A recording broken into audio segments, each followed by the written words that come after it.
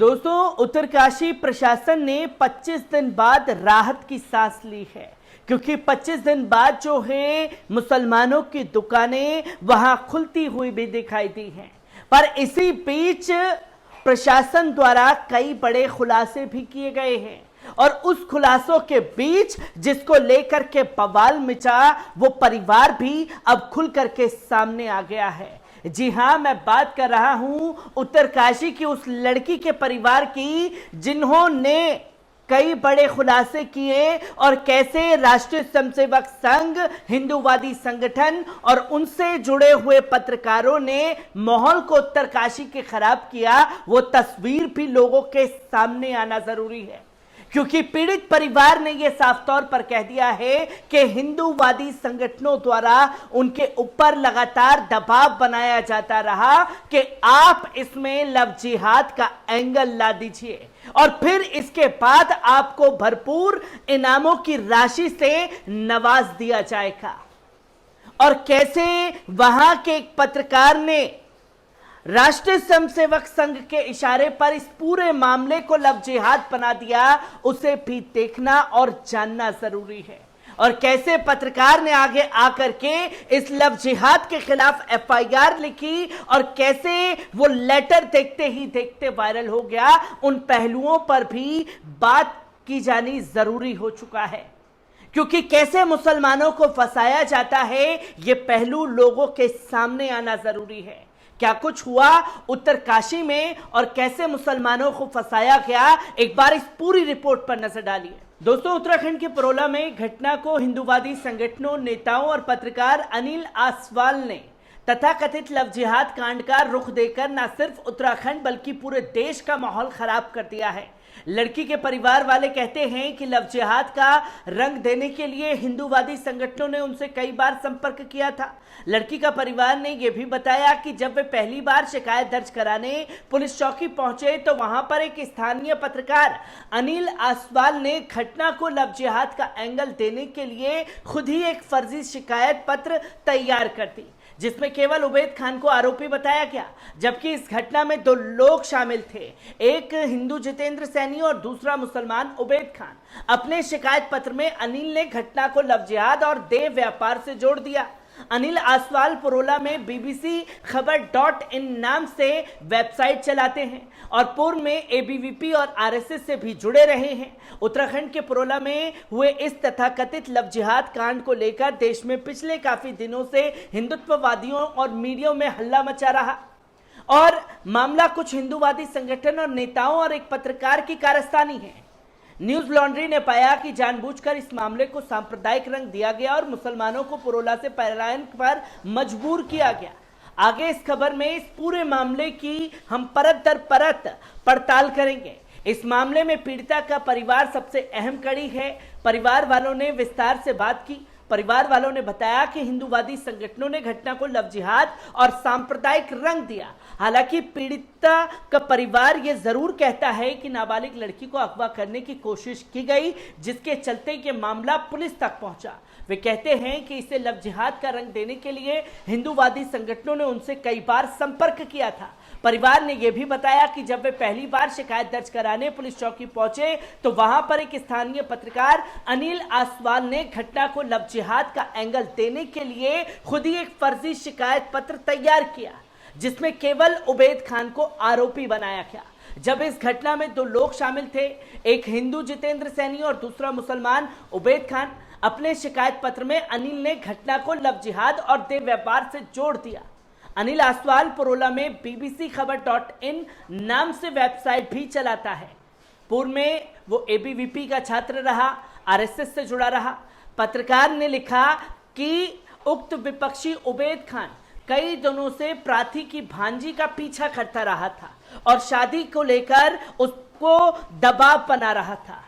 व्यक्ति है विपक्षी, मकसद नाबालिग लड़की को फरार कर देह व्यापार में झोंकने का है। विपक्षी इतना शातिर है कि विपक्षी ने अपना नाम अंकित बताकर उक्त पीड़ित लड़की को धोखा देता रहा। भांजी को बहला फुसलाकर बहुत ही बड़ी घटना को अंजाम देना प्रतीत होता था। विपक्षी को नाबालिग लड़की लव जिहाद का एवं लड़की को बहला फुसलाकर अवैध व्यापार में सम्मिलित करने की साजिश रच रहा था। कठोर कानूनी कार्रवाई, तत्काल गिरफ्तार कर आवश्यक धाराओं में वाद दर्ज किया जाना अति आवश्यक है। विपक्षी का मकसद धार्मिक उन्माद तथा धार्मिक भावनाओं को ठेस पहुंचाना है, जिससे समाज में अशांति का माहौल पैदा होने की पूरी आशंका है।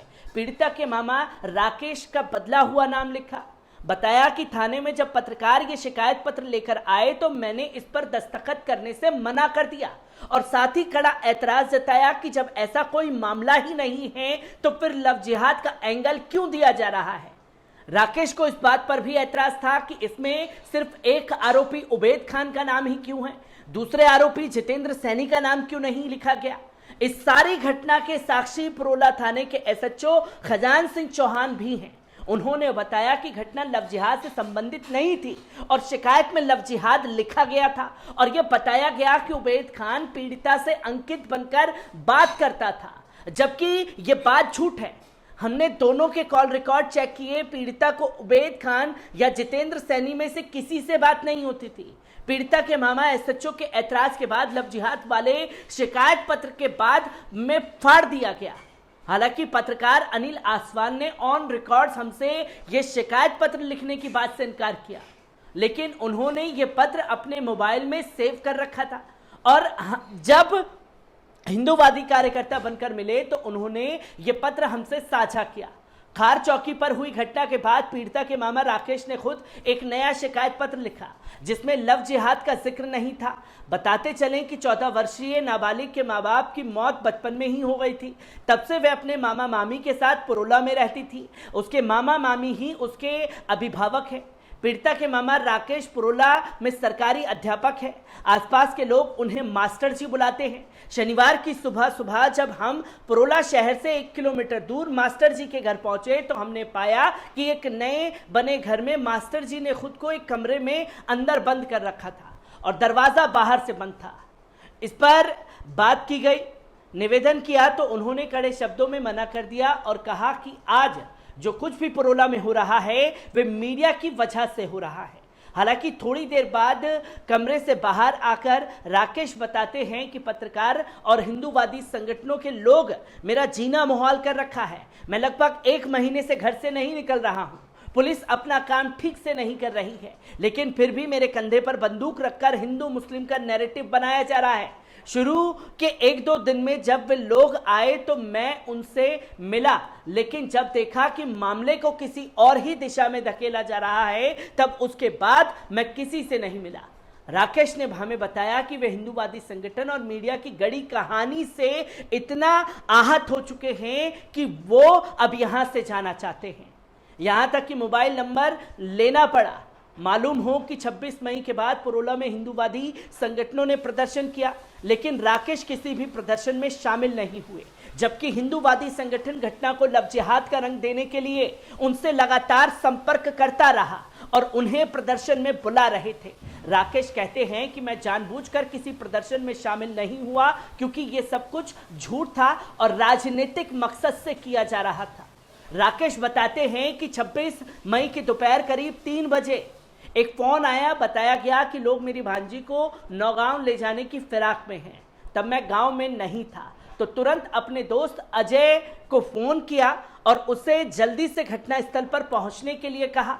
वो आगे बताते हैं कि अजय मुझसे पहले घटनास्थल पर पहुंचे, उसके थोड़ी देर बाद में पहुंचा, लेकिन वहां भाजपा, बजरंग दल, विश्व हिंदू परिषद के लोग पहुंच चुके थे।